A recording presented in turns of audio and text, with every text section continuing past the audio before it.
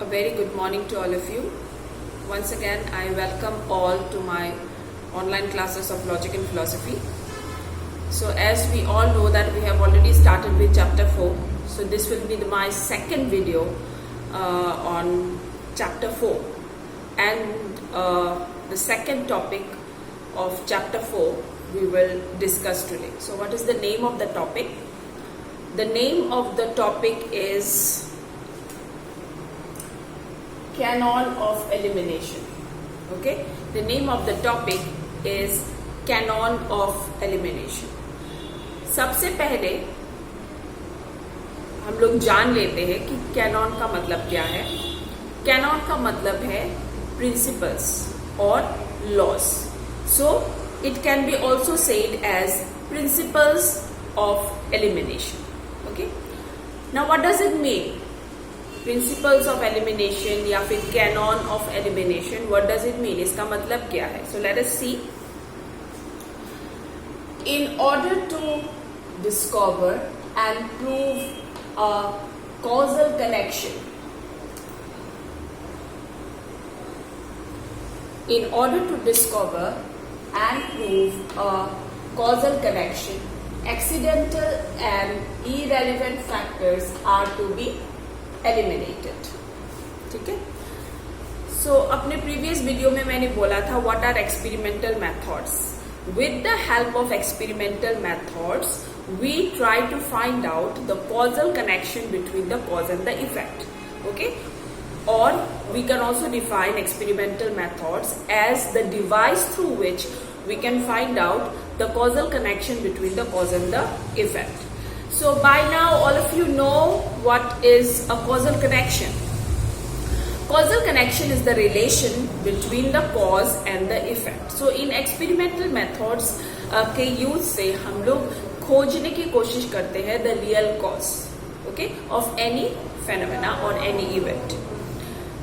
Now इस process में इस कॉज को या फिर causal connection को खोजने के प्रोसेस में जो भी डाटा या फिर जो भी मटेरियल्स हम लोगों को मिलता है वो सारे डाटा हम लोगों के काम के नहीं होते हैं ऑब्वियसली. ओके, जो भी एक्सपेरिमेंट या फिर ऑब्जर्वेशन करके हमें बहुत सारे डाटा मिलेंगे, पर वो सारे डाटा तो हमारे काम के नहीं होंगे क्योंकि बहुत से डाटा इरेलीवेंट होते हैं, not important to the phenomena under investigation. So उन सब डाटा को हम लोग क्या करते हैं?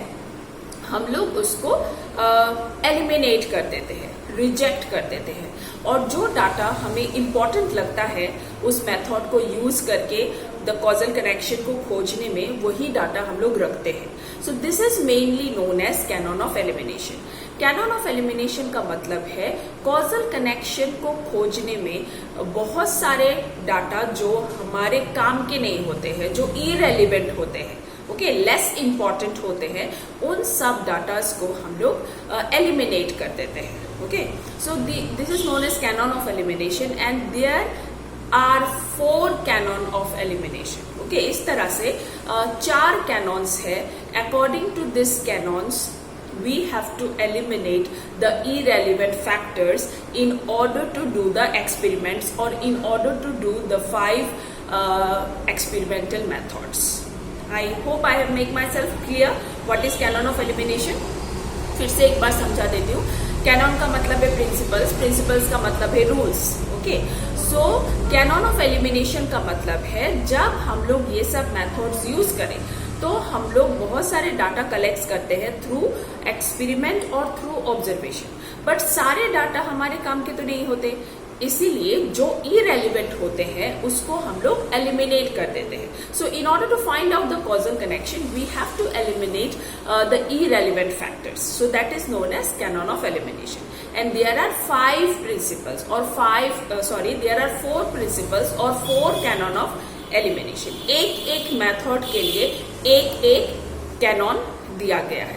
सो सबसे पहले मैं बता देती हूँ व्हाट आर द कैनॉन्स और वो पार्टिकुलर कैनॉन किस मेथड के लिए दिया गया है. Okay, so the first one, this are the 4 canon of elimination. 1 2 3 4, this are the 4 canon of elimination. मतलब ये 4 प्रिंसिपल्स हमें दिया गया है जिसके यूज से with the help of this law और According to this law, we have to eliminate irrelevant factors, okay, during the process of experiment, the 5 experiments.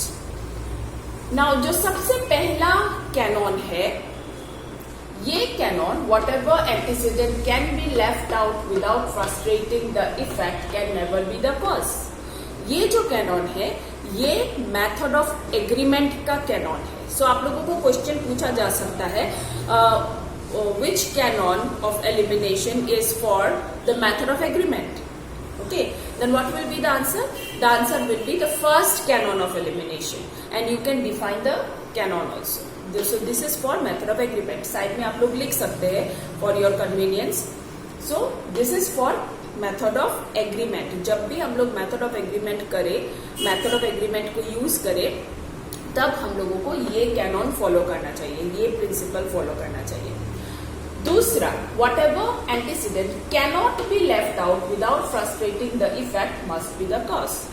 ये है दूसरा कैनन या फिर दूसरा principle of elimination.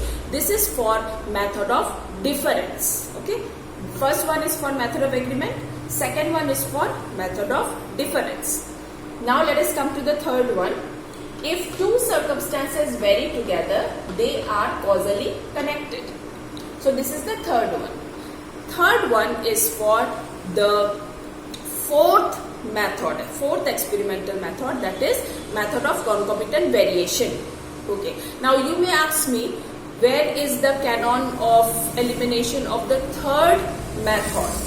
There is no canon of elimination for the third method, because what is the third method? If you remember, the third method is the joint method of agreement and difference. Okay, जो third method है, that method is the joint method of agreement and difference. So these two canon will be used for the third method. तो उसके लिए कोई separate canon नहीं है.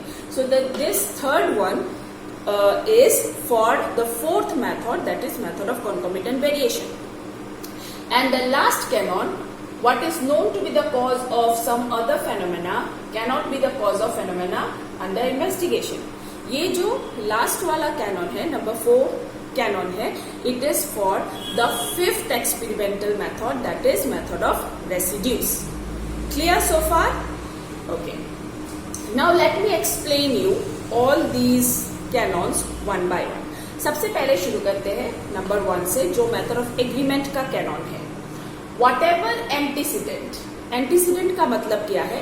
Antecedent का मतलब है जो पहले आए. ओके, किसी भी इवेंट के पहले जो आए उसको एंटीसीडेंट बोलते हैं, और जो बाद में निकले उसको रिजल्ट या फिर कॉन्सिक्वेंट बोलते हैं. ओके, जो पहले आए that is known as antecedent, और जो बाद में रिजल्ट निकलता है उस रिजल्ट को बोलते हैं consequent. So whatever antecedent can be left out without frustrating the effect can never be the cause. अगर किसी कॉज को खोजने में हमें बहुत सारे डाटा मिले, उसमें से अगर हम लोग एक या फिर 2 को एलिमिनेट कर दें, ओके, 1-2 डाटास को एलिमिनेट कर दें, फिर भी जो इफेक्ट है उसमें कोई फर्क ना पड़े, कोई डिफरेंस ना हो इफेक्ट में, तो फिर वो जो डाटा हम लोगों ने एलिमिनेट किया है, okay, that is not the cause. Let me explain you with an example to make it more simple. For example, suppose किसी का तबीयत खराब है. Okay, maybe a person is suffering from stomach pain. ठीक है, so what is the cause of his stomach pain? उसके stomach pain का cause क्या है? To find out the cause हम लोग क्या करेंगे? As the most important thing related to our stomach is food, we all know, and generally because of food only we suffer from stomach pain. तो अगर किसी का स्टमक पेन होता है तो उसके कॉज को खोजने के लिए हम लोग पहले देखेंगे कि वो अपने रेगुलर बेसिस में क्या फूड कंज्यूम करता है. Okay, what he eat. Now suppose we find out कि वो रोज से egg, milk, bread and vegetables, these are the 4 things he used to eat every day.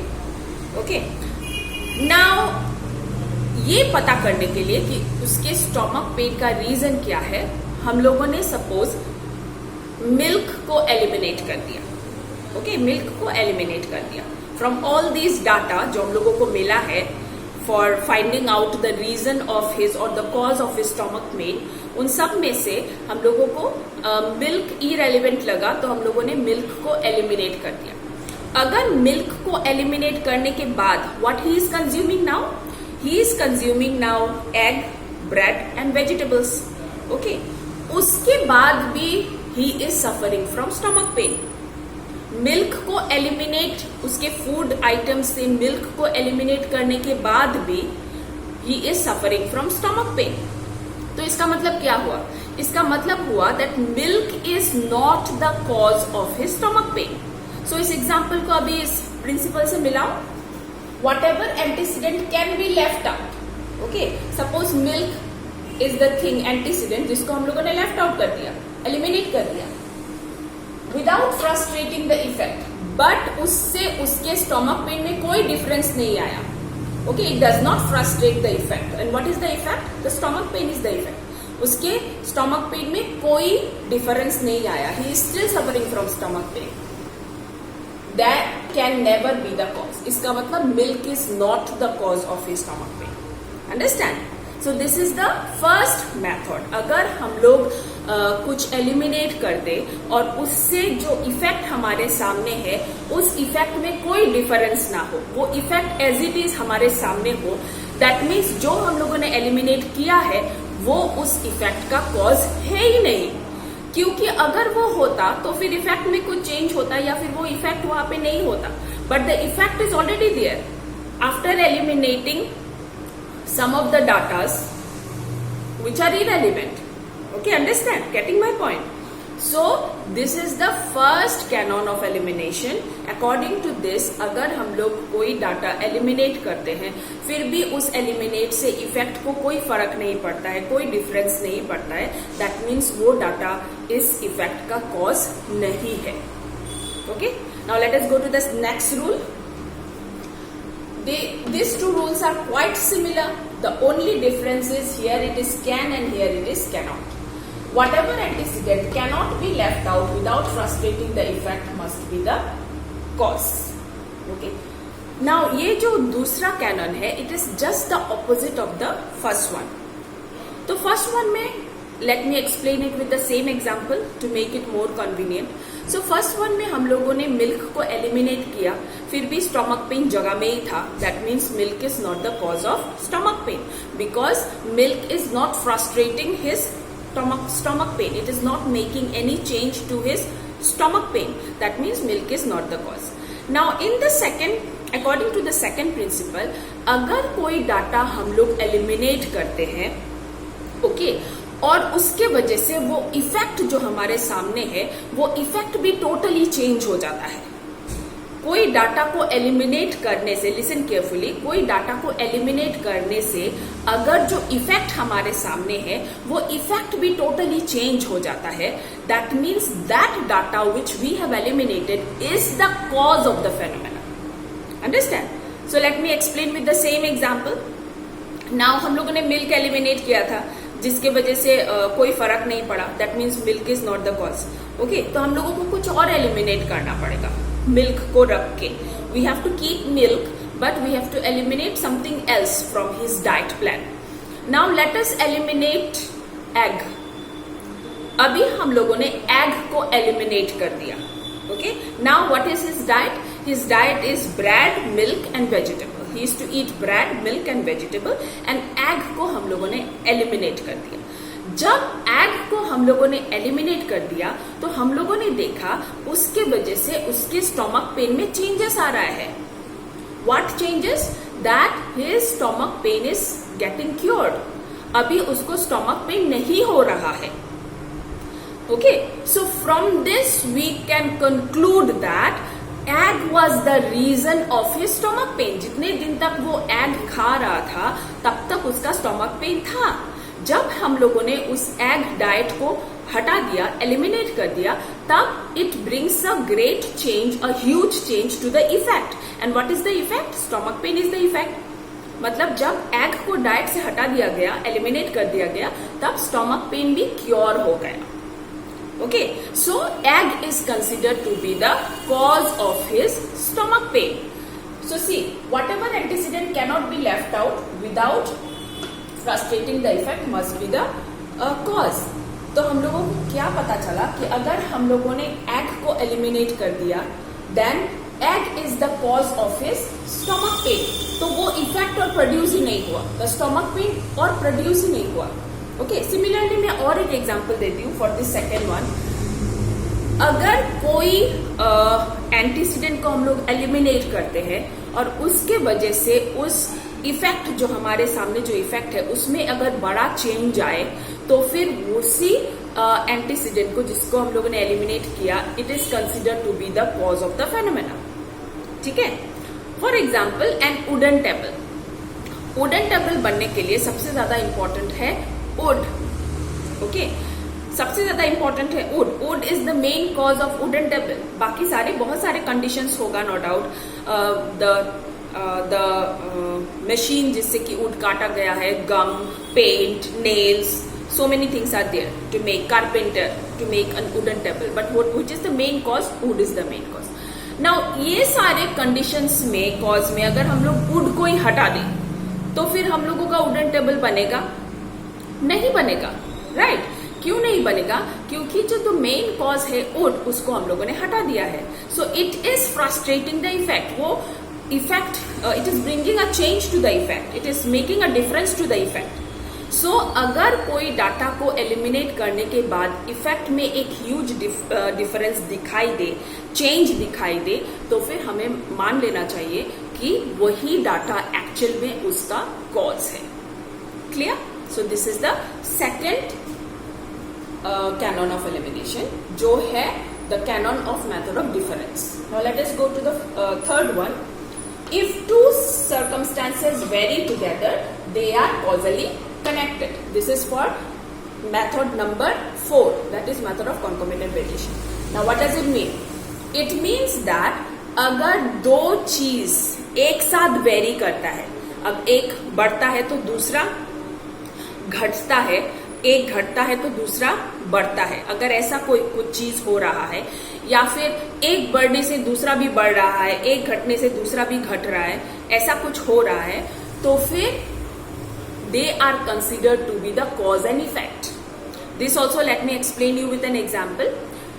Generally अगर आप लोगों ने स्कूल में इकोनॉमिक्स पढ़ा होगा, या फिर अभी अपने 11-12 में इकोनॉमिक्स पढ़ रहे हैं, तो आप लोगों ने डिमांड सप्लाई के बारे में जरूर सुना होगा, राइट? जब सप्लाई घट जाता है तब डिमांड बढ़ता है, राइट? और जब सप्लाई बढ़ जाता है तब डिमांड घटता है. ओके, इसका मतलब क्या हुआ? They are varying together. एक बढ़ रहा है, एक घट रहा है, एक घट रहा है, एक बढ़ रहा है, right? That means supply, more supply is the cause of less demand, and less supply is the cause of more demand. Understand? So that is the third principle, and it is for the method of concomitant variation. Now let us go to the last one. What is known to be the cause of some other phenomena cannot be the cause of the phenomena under investigation. Cannot. मतलब